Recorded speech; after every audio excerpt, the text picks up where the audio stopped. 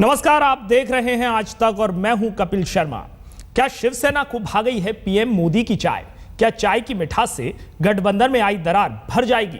इस बुलेटिन में हम आपको ये सब बताएंगे, लेकिन पहले हम सिलसिलेवार तरीके से बताएंगे कि पीएम की चाय पार्टी में आखिर हुआ क्या। प्रधानमंत्री की चाय पार्टी कामयाबी की चुस्कियों के साथ खत्म हुई। 7RCR में आयोजित इस पार्टी में नरेंद्र मोदी ने भविष्य की योजनाएं बताई तो मौजूदा कार्यक्रमों की कामयाबी के लिए सरकार की पीठ भी थपथपाई।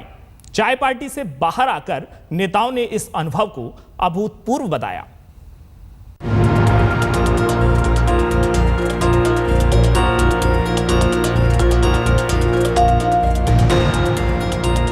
चाय पर चर्चा से पहले 7RCR में कुछ ऐसी ही चहल पहल थी।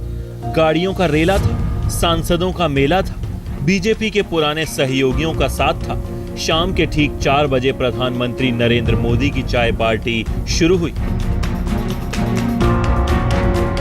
प्रधानमंत्री निवास का पंचवटी हॉल सांसदों से ठसाठस भरा था। सभी इंतजार में थे कि प्रधानमंत्री नरेंद्र मोदी वहां पहुंचे। शुरुआती मेल मुलाकात और अभिवादन के बाद प्रधानमंत्री नरेंद्र मोदी ने सांसदों के सामने अपने विचार रखे।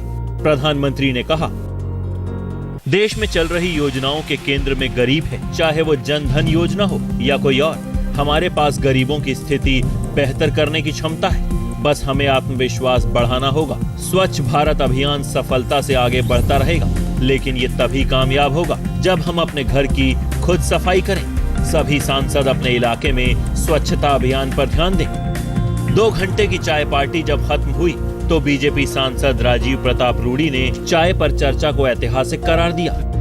मुझे लगता है कि एक सीधा संवाद देश के प्रधानमंत्री ने अपने सांसदों से, एनडीए के सांसदों के साथ किया। ये अपने आप में एक ऐतिहासिक अनुभव रहा है और मैं समझता हूं कि बहुत ही कामयाब बैठक रही है। इस चाय पार्टी में बीजेपी के सभी महत्वपूर्ण मंत्रियों ने अपने अपने मंत्रालयों के कामकाज की जानकारी दी।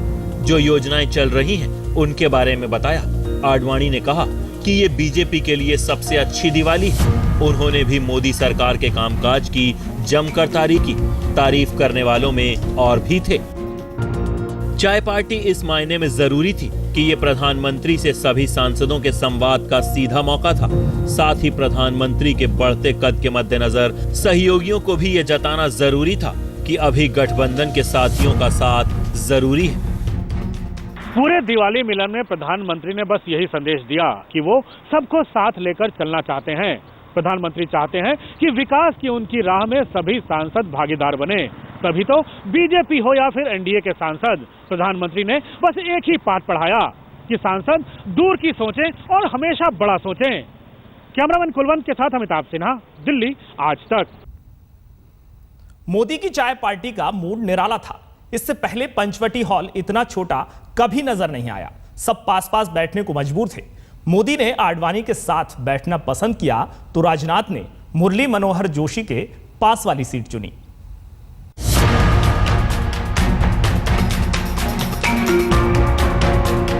प्रधानमंत्री निवास पर चाय पार्टियां तो हमेशा से होती रही हैं। सभी प्रधानमंत्रियों ने चाय पार्टियों की मेजबानी की है, लेकिन ऐसी चाय पार्टी कब हुई ध्यान नहीं आता। सांसदों की भीड़ से पंचवटी हॉल छोटा पड़ गया। 2 सांसदों की कुर्सियों में इंच भर का फासला था। सब पास पास बैठे थे। प्रधानमंत्री कहने को मजबूर हो गए कि एनडीए का कुनबा बड़ा हो गया है, अब पार्टियों के लिए जगह बदलनी पड़ेगी। चाय पार्टी की शुरुआत से पहले प्रधानमंत्री नरेंद्र मोदी ने अपने दाहिने हाथ अमित शाह के गले में सम्मान की चादर डाली। उसके बाद वो लाल कृष्ण आडवाणी की पास वाली कुर्सी पर बैठ गए। राजनाथ बगल की कतार में मुरली मनोहर जोशी के साथ बैठे नजर आए और सबने अपने लिए मुफीद जगहों की तलाश कर ली। एनडीए का कुनबा जम गया था। चाय की चुस्कियों के बीच मंत्रियों ने अपने मंत्रालय का प्रेजेंटेशन भी दिया। अरुण जेटली ने जन धन योजना के बारे में बताया। नितिन गडकरी ने आदर्श ग्राम योजना की जानकारी दी और नरेंद्र तोमर ने श्रम सुधारों के बारे में बताया। पूरे प्रेजेंटेशन का संचालन वेंकैया नायडू ने किया। साथ ही उन्होंने आने वाले संसद सत्र के बारे में भी जानकारी दी। चाय पर चर्चा जब खत्म हुई तो बीजेपी के अलावा एनडीए के सहयोगियों ने भी इस पहल की बड़ी तारीफ की। बदलाव आना चाहिए और हर जैसे ये मिनिस्टर अपना हर एक को समझाएंगे।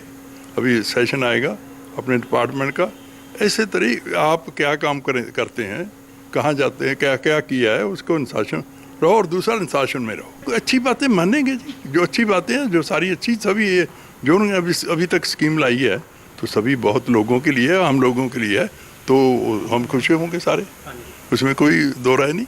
लगभग 2.5 घंटे की चाय पार्टी में प्रधानमंत्री नरेंद्र मोदी ने एनडीए के सांसदों को जो संदेश दिया वो साफ था कि वो पार्टी पॉलिटिक्स से ऊपर हटकर बड़ा सोचें और लीड से हटकर सोचें। प्रधानमंत्री का जोर स्वच्छता अभियान को आगे बढ़ाने पर रहा। प्रधानमंत्री ने एनडीए के सांसदों से कहा कि वो अपने क्षेत्र में जाएं, स्वच्छता अभियान के जरिए आम आदमी से जुड़ें और खासकर बच्चों को हाइजीन का महत्व और मतलब समझाएं। साथ ही प्रधानमंत्री ने ये भी कहा कि जिस तरह से देशवासियों ने एक साथ मिलकर देश को पोलियो मुक्त बनाया है, उसी तरह से देश को स्वच्छ बनाने का सपना भी जरूर साकार करें। इससे पहले प्रधानमंत्री के निवास पर इतने सांसद एक साथ नहीं दिखे। प्रधानमंत्री निवास पर पहले भी बड़ी महत्वपूर्ण बैठकें हुई, लेकिन इस हल्की फुल्की बैठक में कुछ महत्वपूर्ण बातें हो गई। जहां प्रधानमंत्री ने अपने दिल की बात कही, सांसदों ने अपनी योजनाओं का लेखा जोखा पेश किया, दोस्त मिले। लगातार बड़े होते मोदी के कद के बीच दोस्तों को उनकी अहमियत का भी एहसास हुआ। पीएम की चाय पार्टी में पूर्व प्रधानमंत्री अटल बिहारी वाजपेयी की यादें भी मौजूद थीं। पार्टी उसी पंचवटी हॉल में हुई थी जिसे वाजपेयी ने अपने कार्यकाल के दौरान बनवाया था।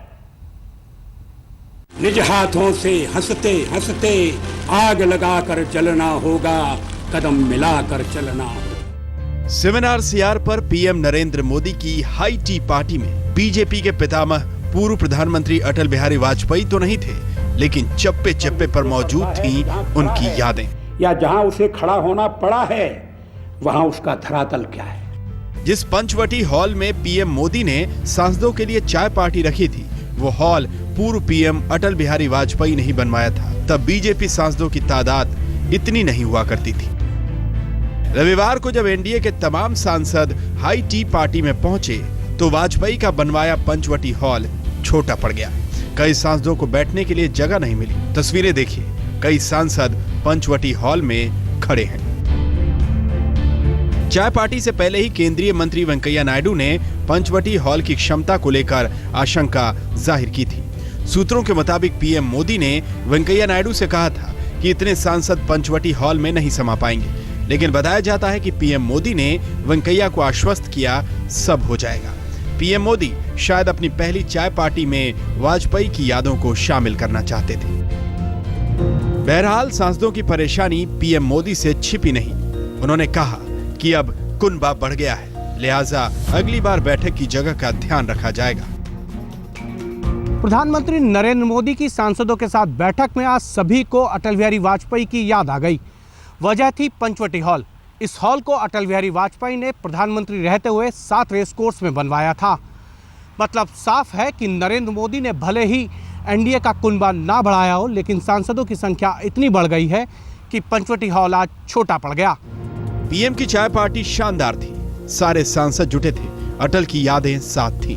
माहौल इतना खुशनुमा था कि पार्टी के सीनियर नेता लाल कृष्ण आडवाणी को कहना पड़ा, हम सभी के लिए ये सबसे खुशनुमा दिवाली है। हो भी क्यों ना, अकेले दम पर केंद्र में बहुमत की सरकार बनने के बाद ये पहली दिवाली थी। अमिताभ सिन्हा के साथ हिमांशु मिश्रा, दिल्ली आज तक। शिवसेना के सांसद मोदी की चाय पार्टी में शामिल हुए, लेकिन महाराष्ट्र में क्या होगा यह 28 तारीख की बीजेपी विधायक दल की बैठक के बाद ही तय हो पाएगा। हालांकि अनंत गीते ने साफ कहा है कि वो महाराष्ट्र में सरकार में शामिल होने के लिए तैयार है। लगता है प्रधानमंत्री निवास में चाय की गर्माहट ने माहौल को हल्का कर दिया। मोदी की दावत पर एनडीए का पूरा कुनबा चाय का लुत्फ उठा रहा था, लेकिन नजरें शिवसेना के 18 सांसदों पर टिकी हुई थी।